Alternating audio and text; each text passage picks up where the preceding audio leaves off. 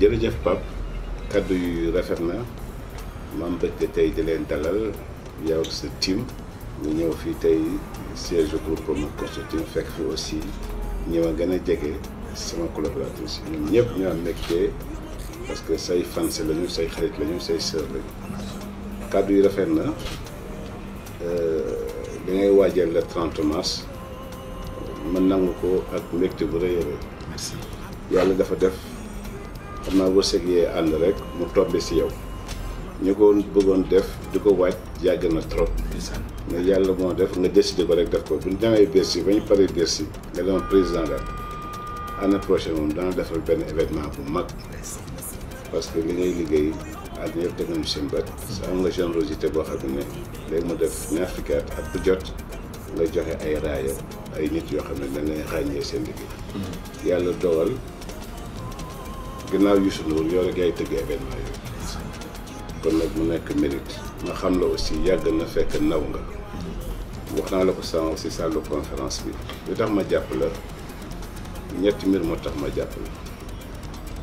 sa yaru sa dal et puis nangu kilifte dafa am solo waaw man dag ma considéré comme sa kilifa comme sa mag comme sa nijaay comme sa pap donc sama diggante yow moom benn forte complicité lépp loo xam ne yaa ngi koy def maa ngi taxaw sa wet bu ñu ma gisee bu ñu ma gisul bu ma feeñee bu ma feeñul parce que yàlla moo dogal loolu nga nekk nag xale boo xam ne ku neex a jàppale parce que nangu nga liggéey am nga jom sànq mu ngi koy wax jëmale ko si maam mooy am nga fulla am nga fayda Afrique surtout Sénégal dama koy wax toujours su ma nekkee bitim réew sama discours nga réussir fi dëkk fii réussir fi dafa metti parce que amuñu culture de l'excellence mooy nit nekk si dara ñu ràññee ko si dama ko war a gën a encourager war ko gën a jàppale mais ñun malheureusement bu nit nekk si benn secteur ba ñu ràññee ko bu ñuy jëkk a def mooy naka la ñuy def ba xëccaat mu delluwaat même niveau ak ñeneen ñi nekk si suuf yàlla nag dogal yàlla moom mooy dogal moom moo yore ay mbiram di ko séddale kon nag ñun ñëpp nañu bokk gëm yàlla le 30 bi nag Pape dama lay wax le 30 mars bu ñu mën ak bu ñu mën a yëpp dañ ko def képp koo xam ne suñu xarit nga suñu ay mbokk nga suñu ay partenaire nga muy Sénégal muy bitim réew comme ni nga ko waxee léegi fan bitim réew sax la ñu gën a am doole ñun ko Sénégal day ñëw taxawu la taxawuma wane suñu cofeel ak suñu bëggal si yow parce que lii dafa mel ni rek ku la tuddee doom mooy desetu la dara parce que tey peut-être international maa ngi woon Bercy bi metti woon yàlla def nga ñëw jaar dem loolu mooy wane valeur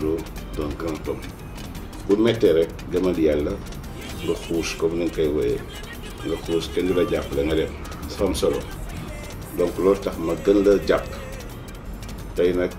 boo ñëwee seet si ma indi ñu xibaar bu mel noonu mënuñu lu dul kontaan si am si bët bi parce que dañuy liggéey ñu liggéey rek la ñu xam xale yi nga gis fii ñii la ñoo fi nekk mais ñi ñu ilif ëpp nañu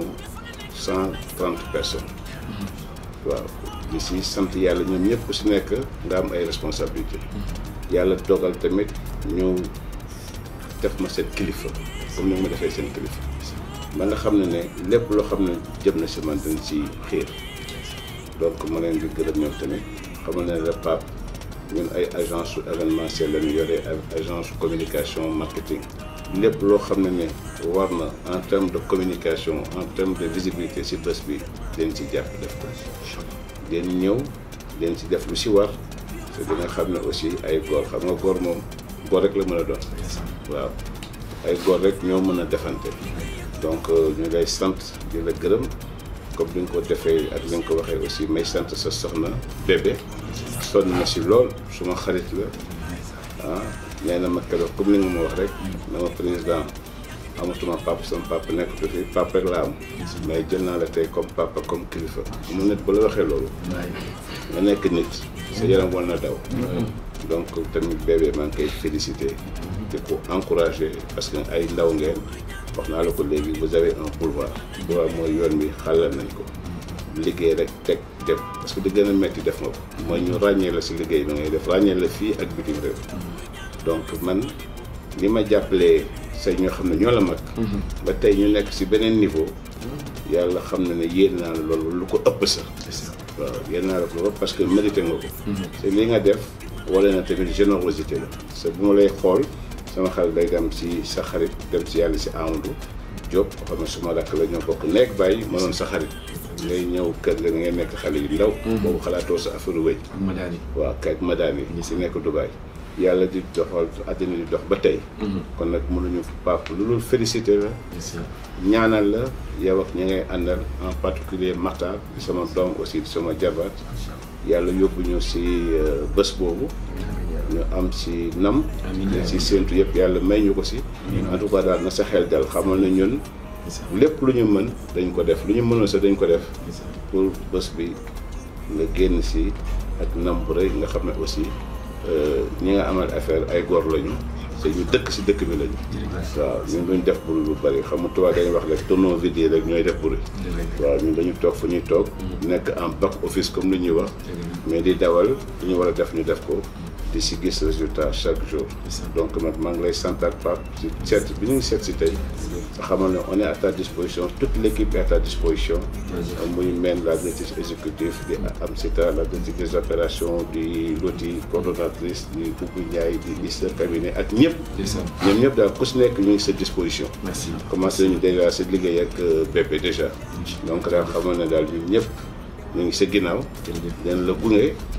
def en sorte que soirée bu nekk une soirée inoubliable te buñ si génnee rek 20 jours lañ si teg rek nga ñëw dóor 15e édition corridor waaw kon nag yàlla moo xam lu ñuy def jërëjëf ok merci beaucoup jërëjëf